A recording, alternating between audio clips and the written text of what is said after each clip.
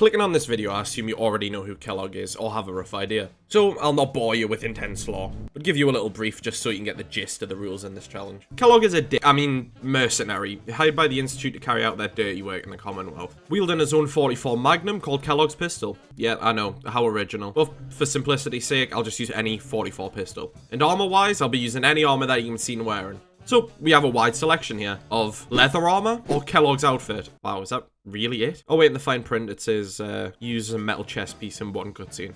Wow, okay, a very wide selection. Kellogg traditionally works alone, so I'll be using no companions. And because he's an expert gunslinger, I'll be using a Vats Pistol build. That's basically all the rules of the challenge. So, can't be that difficult, right? Right, before we start, links to socials and Discord are in the description or the pinned comment. And this video was suggested by this commenter right here. Thank you, and if you have any more challenge runs you would like to suggest, comment them, I'll read every single one. Love you all, and thank you all for the support. First, if we're going to do the run as Kellogg, we're going to look the part. So ladies and gentlemen, welcome, Kellogg. So, going for a Vats build, we want Perception at 8, Agility at 9, and Luck at 7. I'll describe the perks as we get them. We all know the score by now. Panic, Boston Evaporate, Big Fridge Wife gets killed. Wait a minute, that's me! Escape time. On my way out of the vault, trapping all the rad roaches behind doors because they don't have opposable thumbs, and sitting very sneakily in the corner and picking up the Pip-Boy and leaving. Instantly removing all of my clothes because we all know Kellogg is a staunch nudist, and because the Vault 111 suit isn't allowed. Headed northeast of Sanctuary, crossing the river, I turned off a water pump and robbed 3 cap stashes, and got my hands on my first 44 pistol. However, it only came with 5 rounds, but that won't be a problem, right? Well, yes it is. Because you see, vendors will rarely sell any, or even more than 7 44 rounds until level 18. So, gun bashing's gonna be our best friend for a while. Going to save Preston, but after realising I only had 4 bullets, I thought, fuck that, and headed straight to the Drumlin Diner to sell everything I scavenge. Using another 2 bullets on Wolfgang, this is where I realised in the run that vendors are not selling 44 rounds. So, it was time to get XP farming basically as a pacifist. Straight to Sanctuary again for the amazing exploit of shelf spamming. After this boost of XP, I ended up at level 10, investing 2 points into Gunslinger, a single point in Action Boy, better criticals, Grim Reaper Sprint, and Bloody Mess. While travelling to Fort Hagen for the fast travel point, I encountered a gunner outpost, and after wasting my final 2 bullets and dying a million times, I finally passed it, and continued on my journey looting everything I came across, because with 1 charisma, stuff's gonna be hella expensive. In Cambridge, I watched Buzz Lightyear fight ghouls, and he thanked me for the help. You're welcome, I guess. Continuing on to Diamond City, I stole my own house key, talked to Ellie asking for a reward to find Nick, but she said no. So, that means no saving Nick. Well, that's what she gets for being a cheapskate. Searching for quests to do with easy XP and checking in every merchant just hoping for 44 rounds. I ran into an unmarked bunker and put in the code 10, 4, 5, and 1. And voila. Yippee! Oh my. A bloody skeleton. And my ideal weapon for the run, the Gainer. A 44 pistol that deals 15 points of fire damage, with some decent attachments already on them. Completing Story of the Century for Piper, and return to the Museum of Freedom to painfully wait for Preston, with his Stormtrooper aim, to chip away at Becky the Deathclaw.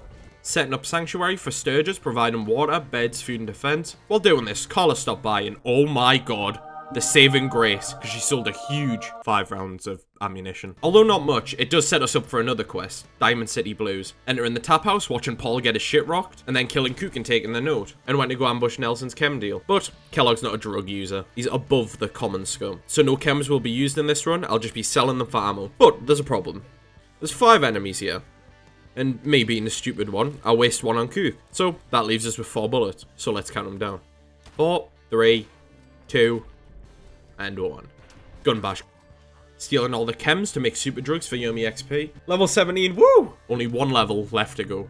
Prior to this, I've just been upgrading a few perks throughout the levels, and now investing into toughness. Although I was wearing leather armor, I was still cheeks out, clapping in the wind, and I started to feel like it too.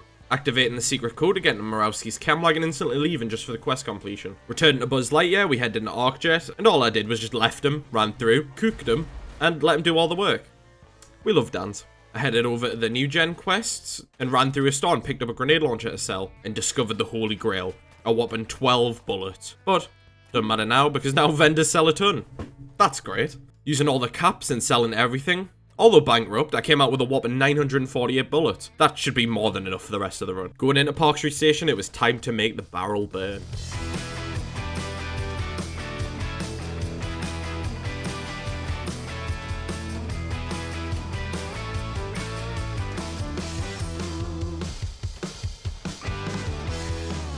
And for Dino, 1 play spicy stealthy headshot, and gone. Freeing Nick and a flying man later, it was time to face Skinny Malone, standing there naked, but not afraid. Vats annihilating everyone in the room. In the Valentine's Detective Agency, I described a murderer who sounded like a very handsome man. One of them came right up to me. Bald head. Scar across his left eye. Wait. And then I raided my own home for clues to find myself who was hiding in Fort Hagen, killing all the synths using Vats to be as accurate as possible and not waste any bullets. So, I finally met my twin! We finally meet. Anyway, stealing his clothes and searching his hard drive. And yeah, we're definitely the same person. I left Fort Hagen and whoa! It's the Brotherhood! Dance came from there. We love dance. On my way to Good Neighbor, I discovered I had a new superpower. Teleportation. What the fuck? Where am I? Where the fuck did I disappear to? Entering Good Neighbor, I took Finn down to Bonktown and cleaned up some unfinished business with some trigger men. And went on a memory trip with Amari, going through Kellogg's memories after discovering how to enter the Institute. Wait, hold on, this TV looks funny. Do you see that? Ah! It says subscribe. Hey, if you haven't already, that would be a great way to show your support and make sure you never miss an upload. Watching Sean despawn, I find out how you get into the Institute. It's teleportation. And the only person who knew how to get in was Virgil. Wandering through the Glowing Sea, I cleared the children of Atom because they're annoying. And outside of Virgil Cave, I tested my killing abilities on Deathclaw. Definitely was 100% confident and not afraid at all. Shit! Talking to Vigil, he told me I had to hunt a Corsa, so that's exactly what I'm going to do. He's going to turn down a bit of killing. No, get away, but don't talk about you. Tracking the Corsa signal at Green Tech, I jump scared a gunner. Oogly boogly. And reached the Corsa, but it's nothing that Kellogg couldn't handle. With a well-placed crit shot, he went down. And now for my favourite part of the entire run. War crimes, baby! Woo! Getting the Corsa chip decoded by the railroad, I head to Sturgis, asked him for my help building the teleporter. Oh, but no, not until I helped some settlers. So I went to go alleviate their raider problem. But I did them one better and alleviated them of their life problem. And surprisingly, Preston was pretty content with this. So with the plans and Sturgis' grubby mates, we built the teleporter and entered the Institute. And to fit into the whole role-plays Kellogg type thing, we we're going to be siding with the Institute to continue his legacy. After meeting with Sean and the rest of the Institute leaders, I was sent on my first quest, Synth Retention. And after being shot through the tiniest gap, with a mini nuke might I add, I made it the Synth, and after deactivating him, I dropped his crewmates faster than he can say Kellogg. Returning to the Institute, I was told to head to Bunker Hill or recall more synths. And if Kellogg did this 90% of the time, I'm sure he was more than happy dying in Fort Hagen. Struggling through the railroad heavies, which was surprisingly tanky, I recalled the synth and ran away meeting father at the top of CIT. He congratulated me on the success of the mission. Well, of course, what kind of amateur do you take me for? Attending father's meeting where he just straight up said he was dying. Well, let's make that a bit quicker for you. Wait, hold on, not yet. Relaying to mass fusion, a rob a glorified battery, and again, Vats OP. Because down the elevator, no Brotherhood soldier could even get a shot off. Entering the reactor room and becoming a piece of deep-fried lard, I had to rethink my decisions, and realised I couldn't grab it in one run, so I ran through the room twice. Once to hit the button, and the second for the battery. And while trying to escape, I was met with a sentry bot, which I just used my smaller stature to cheese. And for the two Assaultrons, well, they weren't as easy, but with them deciding that Ali was more of a threat than the Institute's top mercenary, I was easily able to pop the first, and with a crit stagger, I immediately avoided its wrath and dropped the second. And escaped in one piece. Make my way to the Grey Garden, killing the gunners. I entered the building with 2 broken arms and a broken leg. In here, I convinced the doctor to join the Institute. Well, not convinced. We'll say forcefully convinced. And by I mean another synth. Returning back to the Institute, I recorded a speech and broadcast it to the Wasteland through Diamond City Radio. I'm sure he won't mind if I just mess with the setup. Adding the big battery to the Institute generator, it was time to get rid of the railroad. Now, let me ask you a question. Who's the most terrifying railroad member? Is it Deacon with his sniper making him a ranged marksman? Glory with a minigun firing a barrage of bullets?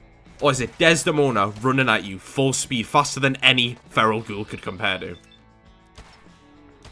Dealing with the railroad, it was time to take down the boomers of the Commonwealth. The Brotherhood of Steel. Infiltrating the airport, attempting to take the Brotherhood at range, which wasn't even viable. I discovered some good news and some bad news in my inventory. So, we'll get rid of the bad news first.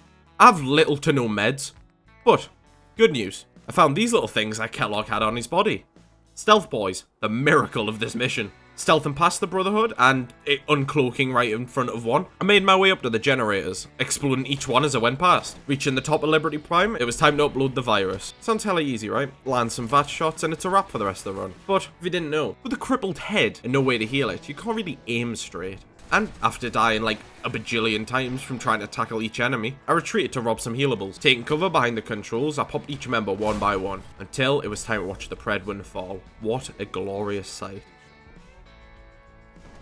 And with a bullet and Sean, the ending cutscene played. Honestly, what a run this was. It was so fun to do, and I hope you enjoyed it as much as I did. But to answer the question, yes, you can beat Fallout 4 as Kellogg.